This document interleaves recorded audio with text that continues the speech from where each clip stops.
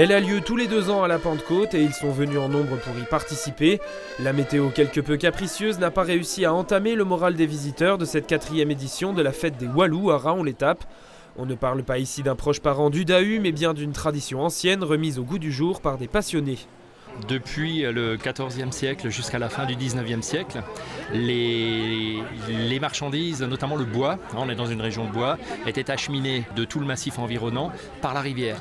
Et les professionnels qui convoyaient ce bois, c'était les flotteurs, c'était les voileurs, les Walous. Pour la 4e fois donc, une foule assez conséquente, malgré les conditions, était venue assister au départ des flotteurs intrépides et de leurs embarcations.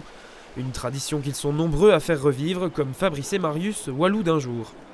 Moi j'aime bien tout ce qui est un peu sauvegarde du patrimoine français. Tout ce qui se perd en fait, c'est des choses qui sont très intéressantes. Maîtriser ce radeau de planche nécessite tout de même un certain doigté. Mouiller la chemise, voir le reste est plus qu'une expression.